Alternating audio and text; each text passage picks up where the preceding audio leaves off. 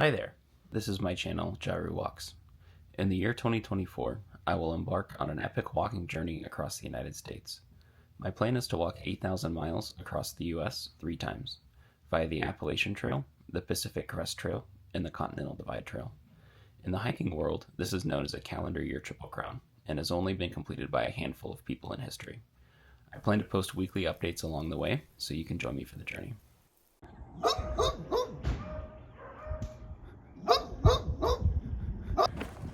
Everyone has dogs here, I love it.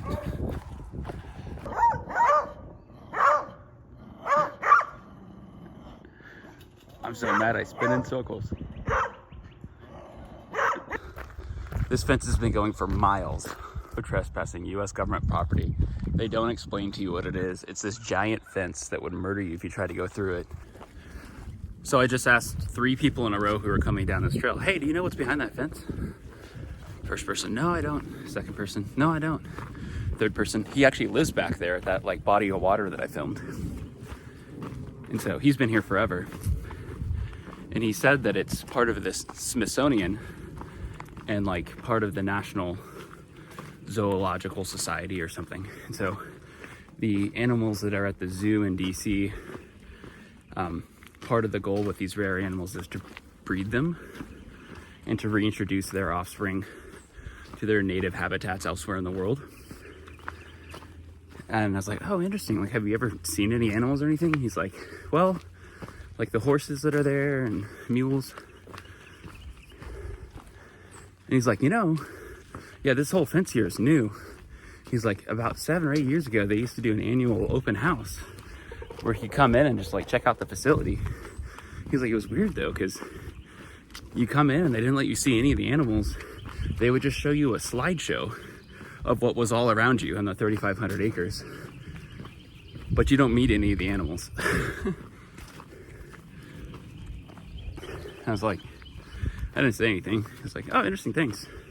It's like, sure doesn't sound like it's what they're saying it is. It sure sounds like a PR thing where it's like, okay, like let's dispel any kind of like rumors about what this could be. It just seems ultra bizarre to have people in from the surrounding neighborhoods and show them slideshows of what's on this 3,500 acre plot of land, but not show them anything physically actually. And so as I was looking at this, I was like, I wonder how close I am to Washington, DC. I zoom out, the nearest city is Washington, DC. Okay, just recording something because I just kind of made like kind of a realization. Literally in the last like 2 days, I've come across so many more people who are hiking southbound who have like large packs on and clearly are like either long section hikers or true southbound through hikers. And this morning I've come across 4 people who I didn't talk to them because I'm just trying to move, but who had the kind of packs that would signify that they're southbounders. And I just kind of was thinking, it's like, man, I mean, it started as of yesterday. And so today is March 16th. So yesterday would be March 15th. And there's probably maybe no bigger starting date. How's it going? Good afternoon. How are you? Yeah, good. There's probably no bigger starting date than March 15th on the Appalachian Trail, because it's like spring is properly in gear. You don't want to start too late if you're going kind of at a slower pace. And so what I'm realizing is there's a whole cohort of people who flip-flop by starting at Harper's Ferry and they come south. And the most popular start date I'm thinking is probably right around March 15th. So I'm just going to keep running into people. And that's new for me. I mean, I really haven't been running into anybody, like other than like a handful of the early starter southbounders. And the last through hiker I met on trail was, well, I guess it was Sparrow, who, you know, we hiked together for like a day and a half. And then before that was 5 Stack. Like, I haven't met anybody. I'm just trying to emphasize, I've met nobody out here. And then the last 2 days, it's just like, boom, boom. I'm like, what is going on? And it's just like, oh, like an unexpected surprise. Like, here we go. Okay, like once it starts to warm up, you're just going to start seeing a lot more people. So in the last 5 nights, every shelter I've stayed at has had another person in it, one or more people in it. And one night I cowboy camped on the trail. And just as I was about to pick my spot at the top of this mountain, I come across someone in a hammock. This girl who had set up a hammock. And I'm like, oh wow, like, okay, I'm gonna camp here, but I'm not alone. So like I went further down the trail. But so for 5 consecutive nights now, I've camped basically in the vicinity of other people. And if you just reverse it back 5 or more days, there might have been, in the 50 days that I was on trail, like 5 nights where I camped with someone else prior to that. 5 random nights where you randomly intersect with someone the whole time. So it's just wild how the warm weather comes, spring is clearly starting, and when you got these good weather days, it's completely changed. So I guess goodbye to the privacy and hello to more interactions. It's just weird. It's like some kind of like fundamental change can come to your life at points, and you don't expect it. You don't realize what you had until boom, things have changed, and it's like, sometimes I imagine like what it would be like to fall off of a cruise ship in the night. Like you fall off and you're 1 foot away, reaching out with your hand. It might as well be a million miles away at that point, because you're not going to go as fast as it is, right? It's gone. In the same sense, you can be hiking one way on the trail, and then due to the seasonal shift, the trail has changed. And I mean, it was just yesterday, literally just a couple of days ago, no one's out here, and then it's like falling off the ship in the night. I'm just watching yesterday float away, because it's different out here now. Another update for the day. I have now seen over 20 people on this trail today. This is absolutely crazy.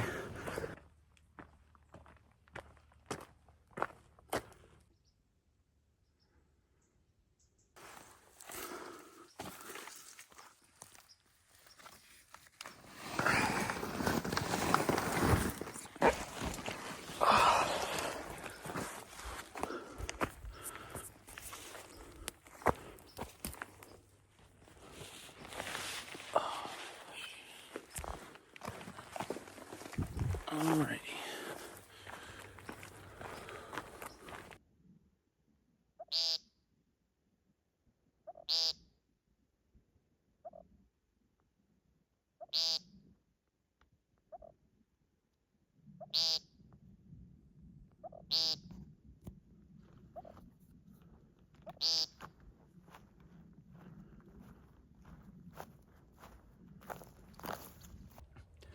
So last night I stayed at the shelter, and it's just continuing to be kind of like a fun new experience for me, like meeting humans on this trail. It's like not something that's been happening for me till now. And there were 3 people in the shelter, and then I woke up in the morning to like 12 or more teenagers all like chatting with each other at 5 a.m. loudly. And then 2 of the 3 guys next to me were like these Southerners from, I'm sure I'm getting the state wrong, but like Georgia or something, or I think one of them was from Ohio. But anyway, like these kids at 5 a.m. just chatting up a storm were driving these guys insane. And so they just took turns just being like, shut the up to them. And like, to me at 5 a.m. when it's dark out, that would have been kind of intimidating. Like I probably would have shut up, but it's like these kids didn't even hear them. It was the strangest situation.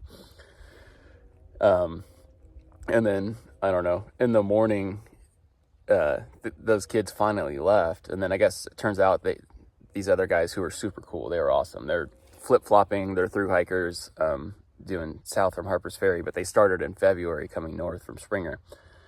And they were just saying like those guys got here at like 8 o'clock last night and we're just talking loudly. And I really hear what they were saying. Like a couple of those kids had these voices that it's like they just are like yelling. And the tonality was they were definitely annoying.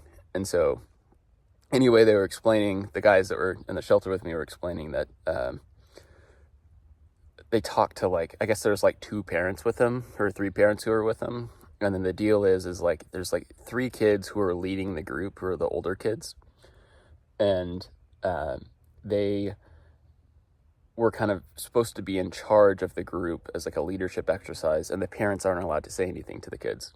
And it's just hilarious because, like, I guess they're Boy Scouts, but when I came into camp last night at midnight, there's a fire running and there's no one at the fireplace. It's like midnight, the fire flame is a foot tall. And I was like, in my head, kind of like, who are these idiots in the shelter who left a fire running? That's a new one on me. And it turns out it was the Boy Scouts. And literally one of the guys in our shelter was, you know, basically serving as the stand-in parent, because the parents weren't there, as fire master, watching them. But, you know, at 10:30 he got sleepy, so he ended up going to bed. But he told them before he went to bed, he's like, guys, make sure you put this fire out before you go to bed, because he just had this sense these kids just had no idea what they were doing. And lo and behold, I reported to them in the morning, I came in at like midnight and that fire was a foot tall. And they're like, we literally told them to put it out last night and they didn't do it. And then this morning they told them again, hey, that fire's still not put out. Make sure you put it out before you leave. And then like they pour like a quarter of a cup of water on it and then they leave. And like the parents are there, and it's hilarious because I guess it's an exercise where the parents aren't supposed to tell the kids what to do. But it sure seemed like there are these parents who are just like checked out, had no sense of like what they're doing, or, you know, had no camping experience, because there was no guidance whatsoever from the parents, and the kids were just kind of a disaster. I mean, it's one of those things where like I don't care, but at the same time, it's like when I'm around that much ignorance, it doesn't make me. Maybe it does make me angry. I just get so frustrated with that level of ignorance. Anyway, so that was that. More or less shared a campground with, I think there were 6 thru-hikers there last night, and then there were the 12 Boy Scouts, plus the 3 parents. So that's like over 20 people at one shelter. Insane. And then the thru-hikers who I was talking to in the morning were telling me that they actually started out northbound in February, and by like March there were hundreds of people starting per day, and they just couldn't find space in shelters, and so they came north. And I'm just thinking like that was just a month or two ago, and that the start of the trail just must be a completely different world at this point, because when I was going through there was virtually nobody, and then what they're describing now is just hordes of people, hordes of trail magic. Just such a different experience from what I encountered. So it's cool though to get a little taste of it as I'm approaching Harper's Ferry, of like what it's like to have a lot of people be on this trail. It's just a whole different experience. So anyway, I guess I'm now going through a section that's called the roller coaster. I don't know. I just feel like after Georgia and North Carolina and what I've seen recently, which is easier than what came before, it's kind of hard to take that sign seriously, but we'll see if I eat my words and it turns out it's miserable. But, oh, and then the other thing that I found out today is that Harper's Ferry, I think, doesn't have a grocery store. So I'm hopefully going to hit somewhere to resupply food before I get into Harper's Ferry. So anyway, that's the plan. Make it as close as I can to Harper's Ferry today.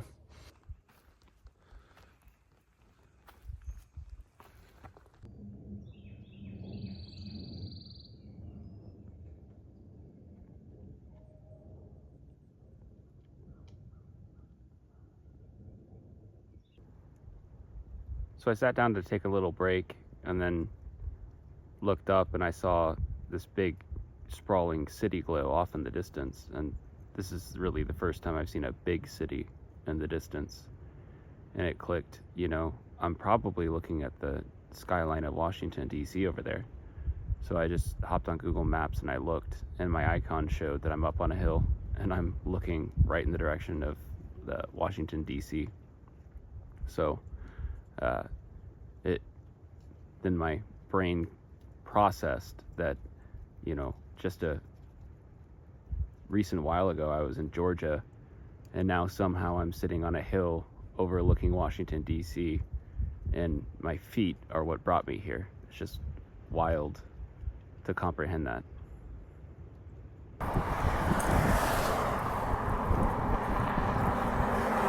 Alrighty, entering West Virginia. Although I technically entered last night, but I'm re-entering West Virginia. which feels good. And it feels good to have a sign signifying that. Pretty cool. I'm standing at the Shenandoah River, which is one of the biggest rivers I've ever seen.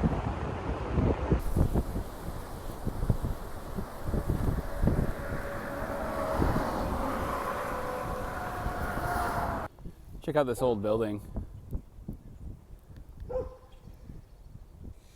Kind of feels like I'm in a time warp.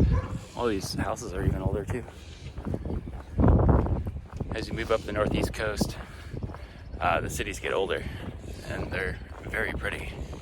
It's almost like people used to build houses with the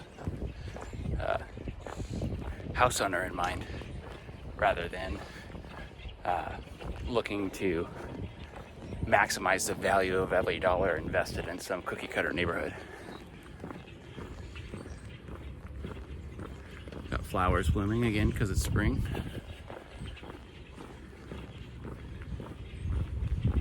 Check out this ancient building. Who knows how old that is? That could be 115 years old, I guess. Just giving you the play-by-play. Got a wooden barn. Wow, look at this red, like, church.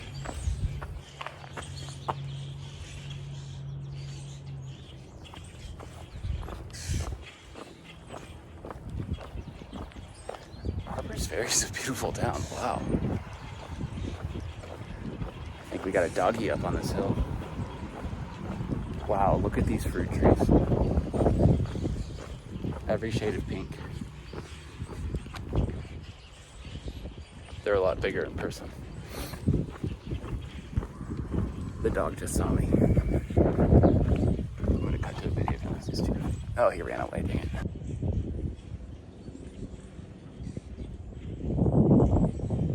So this is cool. The first person is somewhere, and I know because she put an article out on the trek.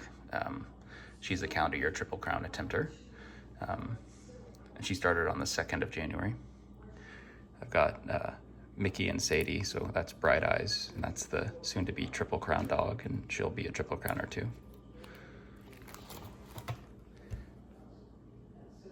Let's see, I'm just looking for the people I want to highlight. Okay. And a lot of these other people are people who are doing like section hikes or, you know, flip-flopping, so they got here, and this is like their first day hiking. Okay, first place on the trail northbound is Lost Boy. And then Haystack is number 2 northbound for the year. Number 3 is Sparrow, who I met on trail. He's also going for a calendar year Triple Crown.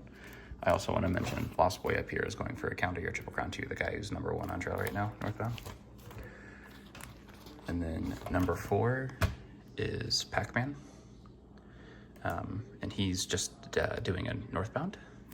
And then I thought Steady would be in here too, so I'm not sure if he just didn't come here or if I passed him in the night and I wasn't aware. But number 5 is me, Jaru, night shift. So pretty cool. So as far as I know right now, I'm number 5 on the trail. Pretty cool. Okay. So I'm now here at the Appalachian Trail Center at Harper's Ferry, and I just kind of went over the logbook and my placement and whatnot. But so tell me your name, please. Dave Tarasevich. Dave. So Dave. Yep. And yeah, what exactly is the name of this building here?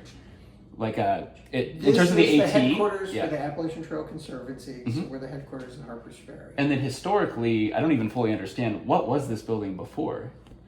If you go to the front porch, you'll see the marker for the building. This was the Sons of Jonadab Temple. And okay. If you know your Bible, they were a temperance organization. So okay. They made the building in 1892. Dave was just running me through kind of the history. So you have the logbook here of the photos, but then over here, this is like the historical record going back a couple of years, right? Yeah. And so you're explaining when was the biggest year on record for the AT? So the biggest year for people trying to hike the whole trail so far was 2017. Okay, and what was the cause there? Right, so when people hear about the trail, they're inspired to hike it. So the 2 things that happened before that year was the movie Wild, mm-hmm. and then the movie A Walk in the Woods.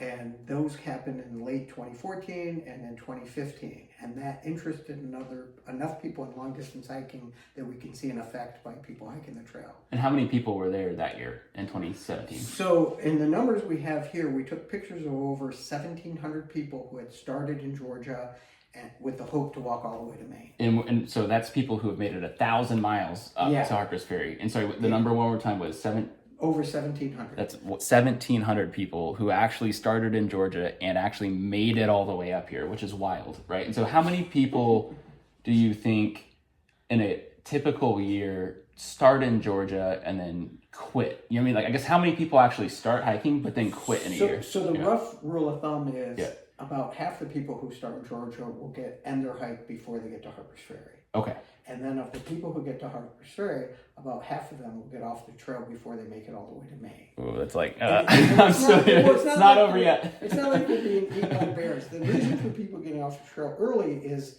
they find hiking isn't the Disney experience that they were expecting. Yeah. They might find it's just overwhelmingly physical to be outside for 4 or 5 days or to actually be hiking for 4 or 5 days. And then from here north, it's more common where someone will run out of time, run out of money, or just run out of motivation. Okay, that actually makes sense. If you want a good picture of why people might have run out of motivation last year, this was the flooding in New England. Let's cut over here. You'll get to Falls Village. When you get to Falls Village, normally the trickle of water is right down the middle. Okay. And there's little pools that people can swim in. So this would just be a trickle coming down normally? Yeah, in the summertime especially. And instead it's like a torrential flood that would kill you if you went into it. And that was Connecticut. Yeah. So in Maine, if there's unbridged fords, a lot of hikers had to take detours to get around unbridged fords. Okay. And one fellow who was hiking on the trail from New York drowned on a stream crossing in Vermont. Last year. It was dangerous conditions. Yeah. Really unusually extreme. Yeah.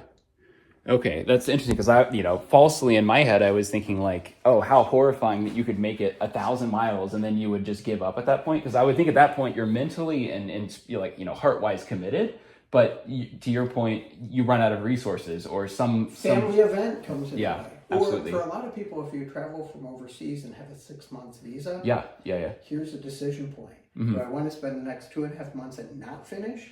Or do I want to keep going and maybe run out of time and get within a couple hundred miles? I see. So it's more logistical. Mentally, you're thinking, I could have had a much more interesting time exploring the rest of America. Instead, I was stuck on the trail, facing whatever conditions you might have to face.